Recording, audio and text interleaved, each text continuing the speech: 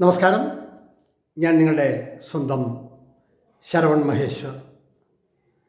കൃഷ്ണശിലയായി എന്ന എൻ്റെ പരമ്പരയിലെ 226-ാമത്തെ എപ്പിസോഡാണിത്. ഇന്ന് ഞാൻ നിങ്ങളോട് പറയുന്നത് ലോക പ്രശസ്ത നർത്തകിയും പത്മശ്രീ, പത്മഭൂഷൺ, പത്മവിഭൂഷൺ എന്നീ ബഹുമതികൾ നേടിയ ഡോക്ടർ പത്മ സുബ്രഹ്മണ്യത്തെക്കുറിച്ചിട്ടാണ് ഞാൻ നിങ്ങളോട് പറയുന്നത്. 31/10/1988 ഞാൻ സൂര്യ ഫെസ്റ്റിവലിൽ വെച്ചിട്ട് അവരുടെ ഭരതനാട്യവും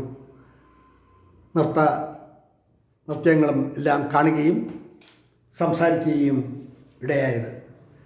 അവർ എഴുതിയ ഓട്ടോഗ്രാഫ് ഇന്നും എൻ്റെ കയ്യിൽ ഉണ്ട്. അന്ന് കുറേ ഫോട്ടോകളൊക്കെ എടുത്തു, സംസാരിച്ചു. അതിനുശേഷം മദ്രാസിൽ വെച്ചിട്ടുള്ള ഒരു പ്രോഗ്രാമിലും വിദേശത്ത് വെച്ചുള്ള ഒരു പ്രോഗ്രാമും കാണാൻ ഇടയുണ്ടായി. സംസാരിച്ചത് സൂര്യ ഫെസ്റ്റിവൽ വെച്ച് മാത്രമാണ്. ഒന്ന് പറയുമ്പോൾ അതിന് വ്യക്തത വരണം, പൂർണ്ണത വരണം, സത്യസന്ധവുമായിരിക്കണം എന്ന വിശ്വാസക്കാരനാണ് ഞാൻ. ഇന്ത്യ കണ്ട മികച്ച നർത്തകിമാരിൽ ഒരാളായ ഇവരെ കാണാനും പരിചയപ്പെടാനും സംസാരിക്കാനും ഒക്കെ കഴിഞ്ഞത് ഒരു ഭാഗ്യമായി ഞാൻ കരുതുന്നു. കാരണം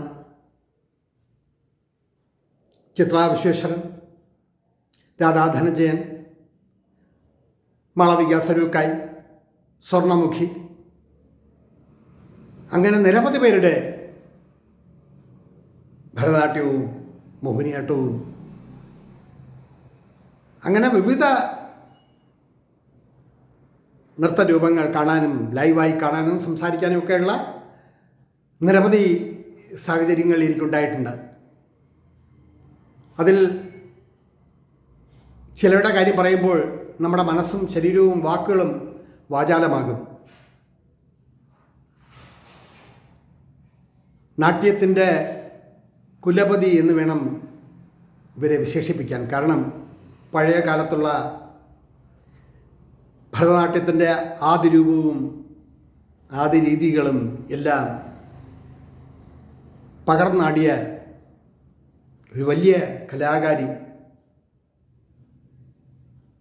സൂര്യയുടെ ഫെസ്റ്റിവൽ കഴിഞ്ഞ് അന്ന് എൻ്റെ ഓർമ്മ ശരിയാണെങ്കിൽ മഹാഭാരതത്തിലെ ചില ഏടുകൾ പുതിയ രീതിയിൽ അവതരിപ്പിക്കുകയുണ്ടായി. നിറഞ്ഞ് കവിഞ്ഞ സദസ്സിൽ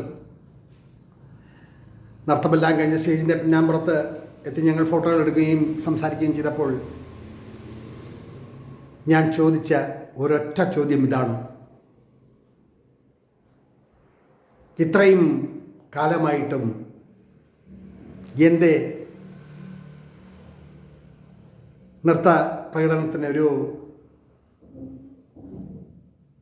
മാന്ദ്യം അല്ലെങ്കിൽ ഒരു മടുപ്പ് തോന്നാത്തത് എന്ന് ചോദിച്ചപ്പോൾ അവർ പറഞ്ഞ മറുപടിയാണ് വളരെ ശ്രദ്ധേയം. അവർ പറഞ്ഞത്, കുഞ്ഞുനാൾ മുതൽ നൃത്തകലയോട് അടങ്ങാത്ത ആവേശമായിരുന്നു. അന്ന് തോന്നിയ ആ അതേ ആവേശം ഇന്നും എന്നിലുണ്ടെന്ന് നിങ്ങൾക്ക് തോന്നിയില്ലേ? ഈ നിറഞ്ഞ സദസ്സ് സാക്ഷിയല്ലേ? ചിലർ പറയുന്നു, ഇനിയെങ്കിലും നൃത്തമൊക്കെ മതിയാക്കിക്കൂടെ, പ്രായത്തിൻ്റേതായിട്ടുള്ള പ്രശ്നങ്ങളൊക്കെ ഉണ്ടാവില്ലേ എന്ന് ചോദിച്ചപ്പോൾ ചിരിക്കാനേ എനിക്ക് കഴിഞ്ഞിട്ടുള്ളൂ. കാരണം ഞാനിപ്പോഴും പഠിച്ചുകൊണ്ടിരിക്കുകയാണ്. ബഹുമതികളും സന്തോഷങ്ങളും എല്ലാം ഉണ്ടെങ്കിലും ഇന്നും ഞാൻ ഇതിൽ ഗവേഷണം നടത്തുന്നു, പഠനം തുടരുന്നു.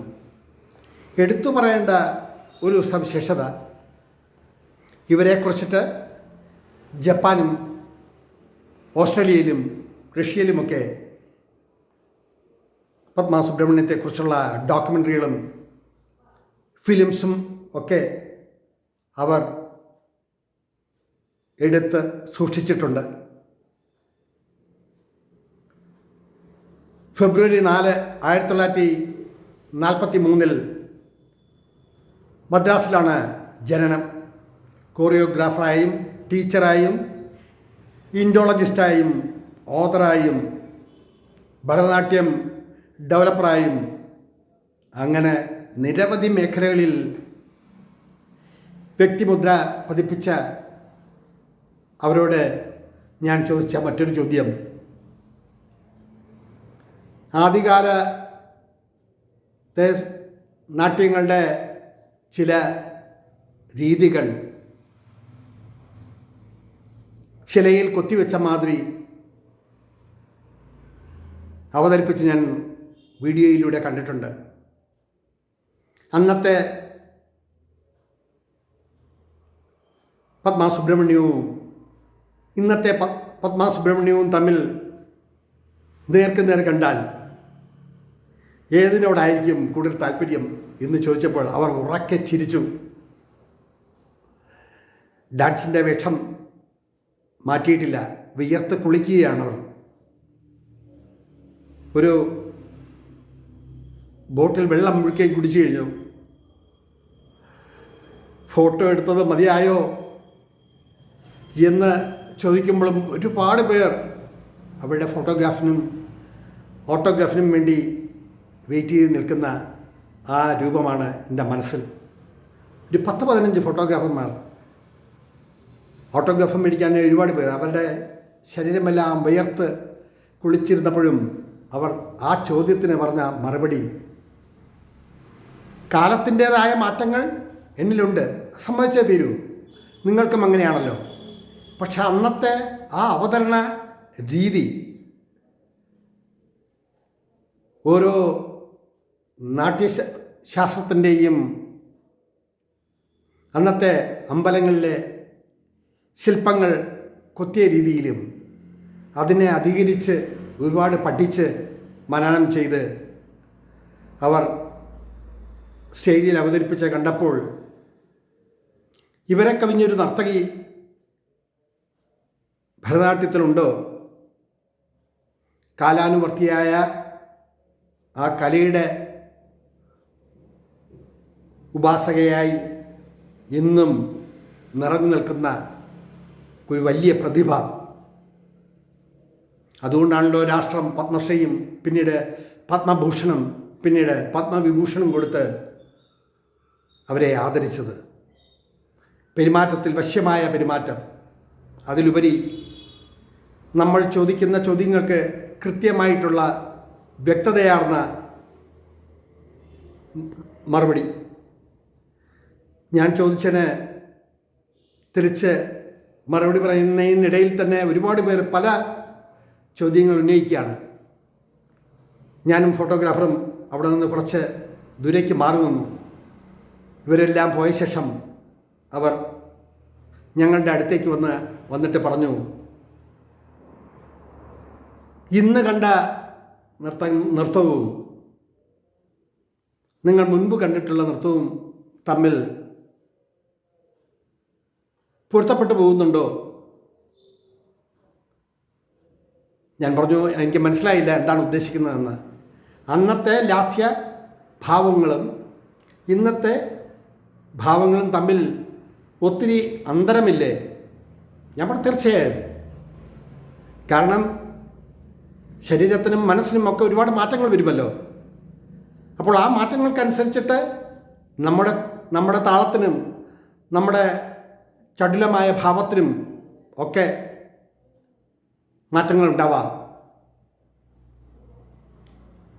ശ്രീമതി വൈജയന്തിമാലയുടെ മുൻകാല നൃത്തങ്ങളും കാലം ഒത്തിരി കഴിഞ്ഞ് വീണ്ടും അവർ ചിലങ്ക അണിയുമ്പോൾ ഉണ്ടാകുന്ന നൃത്തങ്ങൾക്കും ഒരുപാട് മാറ്റങ്ങൾ സംഭവിച്ചിട്ടുണ്ട്. എന്നതുപോലെ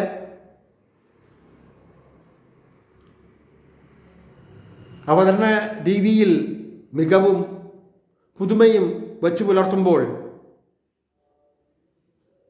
ഇങ്ങനെയാവണം, ഇത്തരത്തിലാവണം എന്ന് ചിന്തിക്കുന്ന ഒരു വലിയ രീതിയെ പിന്തുടരുമ്പോൾ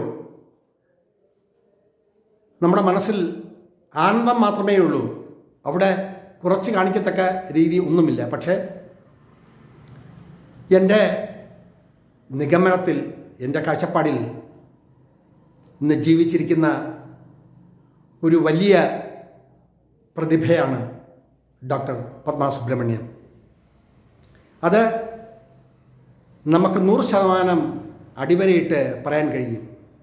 ഇതെല്ലാം കഴിഞ്ഞ് അവർ ഗ്രീൻ റൂമിലേക്ക് പോകുന്നതിന് മുമ്പേ അവർ ഒന്ന് നോക്കി ചിരിച്ചിട്ട് പറഞ്ഞു, ഒരുപാട് സമയമായി ഞാൻ എൻ്റെ ഈ രൂപത്തിൽ നിന്നും എൻ്റെ രൂപത്തിലേക്ക് മടങ്ങട്ടെ എന്ന് തൊഴു കൈയോടെ പറഞ്ഞവർ മടങ്ങുമ്പോൾ എൻ്റെ മനസ്സിൽ വീണ്ടും ഉണ്ടായ ഒരു ചോദ്യം, നിങ്ങളെപ്പോലെയുള്ള ഒരു വലിയ കലാകാരി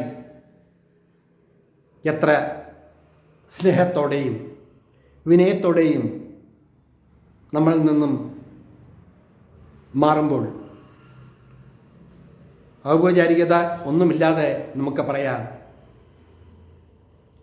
ഇന്ത്യ കണ്ട പ്രഗത്ഭയായ ഒരു നർത്തകി, അതിലുപരി മറ്റുള്ളവരോട് ബഹുമാനപൂർവവും സ്നേഹപൂർവവും പെരുമാറുന്ന ഒരു വലിയ വ്യക്തിത്വം. അത് കഴിഞ്ഞ് മദ്രാസിൽ വെച്ചുള്ള അവരുടെ നൃത്തങ്ങൾ ഒരിക്കൽ കണ്ടു. അതിനുശേഷം വിദേശത്ത് വെച്ചും അവരുടെ നൃത്തം ഒരിക്കൽ കണ്ടു.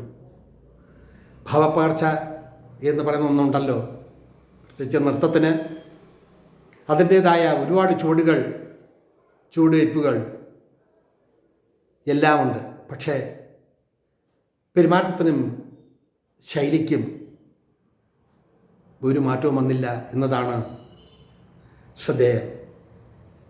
അവർക്ക് ദീർഘായുസ്സും ആയുരാരോഗ്യവും നേർന്നുകൊണ്ട് ഇവിടെ ചുരുക്കട്ടെ. അവരെക്കുറിച്ചിട്ടുള്ള ഓർമ്മകൾ നിങ്ങൾക്കും ഇഷ്ടപ്പെട്ട് കാണുമെന്ന് കരുതുന്നു. നന്ദി, നമസ്കാരം.